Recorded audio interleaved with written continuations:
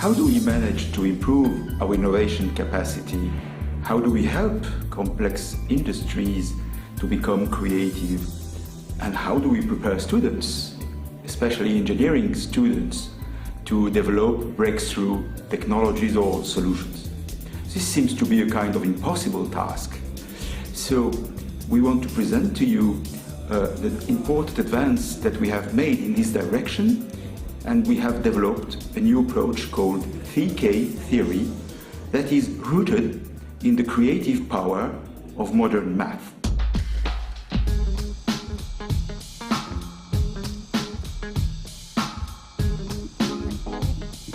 CK theory is a very powerful theory for discussing design phenomena. What I think is interesting in CK theory is that you can describe it in multiple levels. You can think of it only as a simple interaction between two spaces, the K space and the C space. And so far I can say that we have in our space division, but also in the transport division and others in the service division, we have already successfully achieved some CK sessions and exercises. Our findings seemed to have parallels in CK theory. So we were able to see a relationship between both the theoretical predictions and what we were getting experimentally. Learning CK theory is a valuable asset for engineers, as it is a very powerful framework to understand and to develop creativity in engineering projects. Let's get back to the essence of the problem. What is creativity?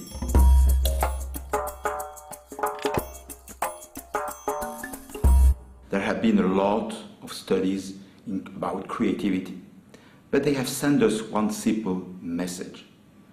Creativity or creative thinking is resisting to some fixation effect. What is a fixation effect? Is a set of rules that we have in our mind and we have difficulty to change or to make it evolve.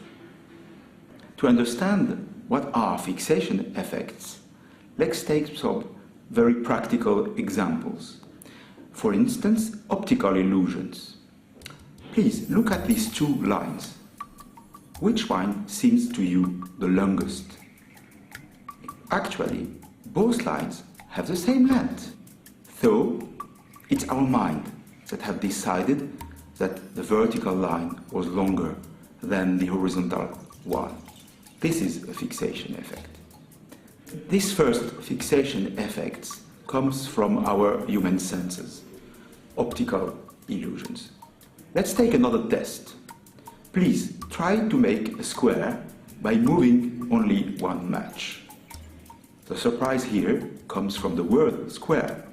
A square can be also a square number, 4 in this case. The fixation effect came from the fact that we didn't use a knowledge that we already have, the existence of squared numbers. Therefore, to be creative is to be able to resist to a fixation effect.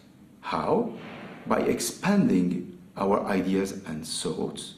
And there are two types of expansions. In the first one, we give a different meaning to an existing object. We interpret differently the signification of the object. The second one is more ambitious.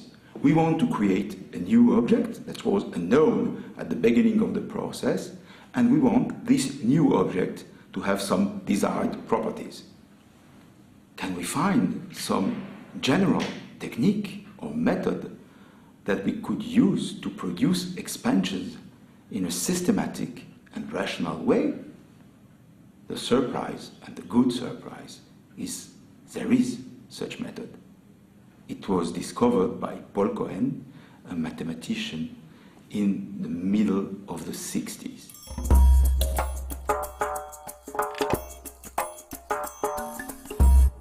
Paul Cohen showed that we could design sets of numbers with an infinite size, but this size can be as big as the designer wants.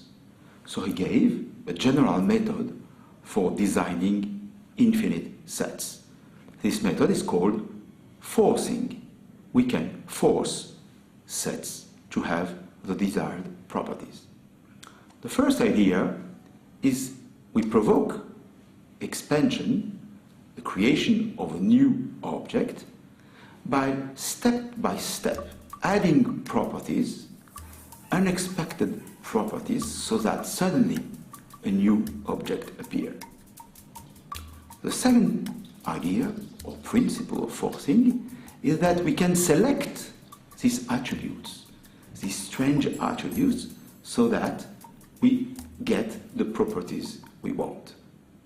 Well, a crucial message of forcing is that creating creative things cannot be obtained by deducing them from already existing knowledge. We have to intentionally force the process. Why? Because at the beginning of this process, that things we wanted to create is undecidable. It will be decidable only when these things will be designed. What we have done is to adapt forcing, and we have developed a theory called CK theory that extends forcing in the world of things, objects, technologies, in the real world.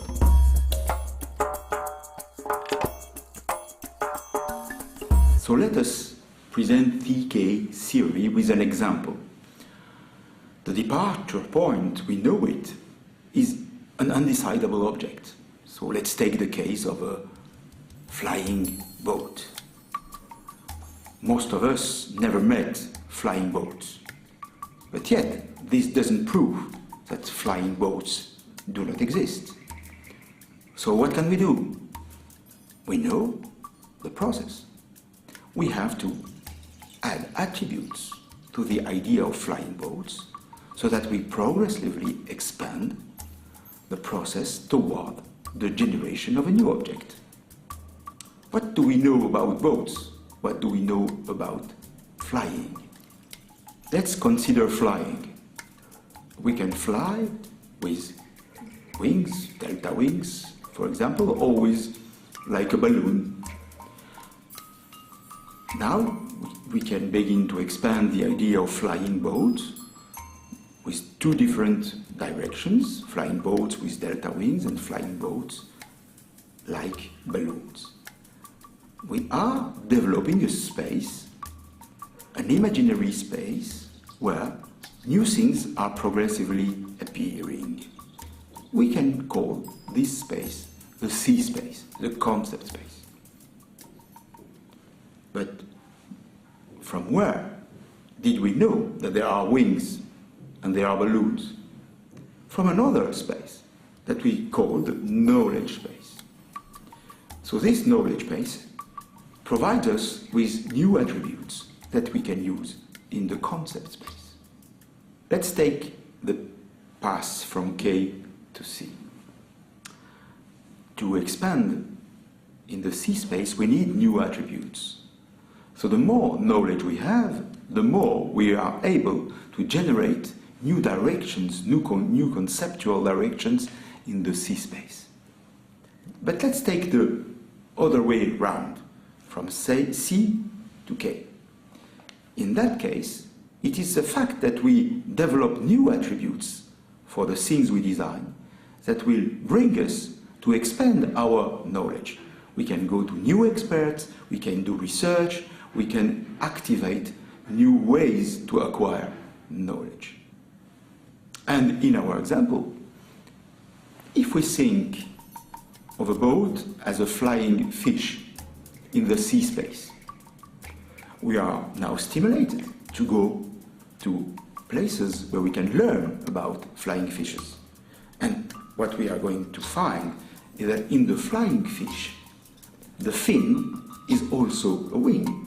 So our knowledge about wings will change, and new attributes about wings will appear that we will transfer in the sea space to generate new designs. This CK theory offers us a step-by-step process to design creative things.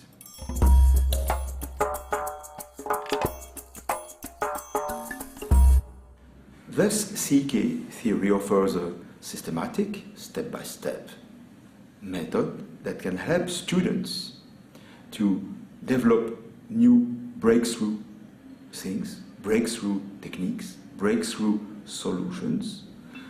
What is good for students is of paramount value in industrial context for people which are in charge of leading innovative projects in R&D departments or in special teams for new technologies.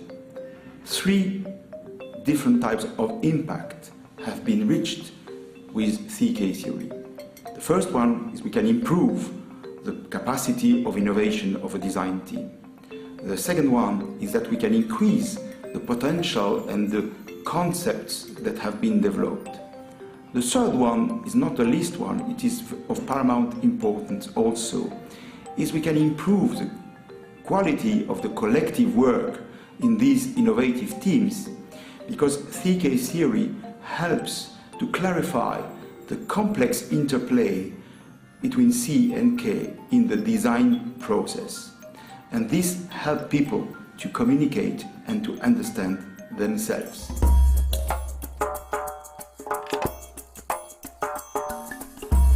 Where are we now?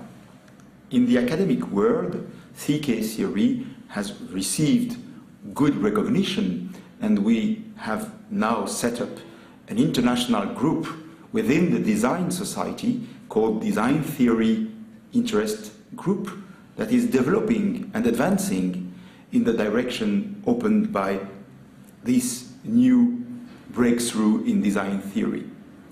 In the industrial world, we had great impacts in several world-class industries which are now sponsoring a new chair at Mines ParisTech in order to improve, develop and strengthen the research in this field, and thanks to them we came now to speak to you and to present our work.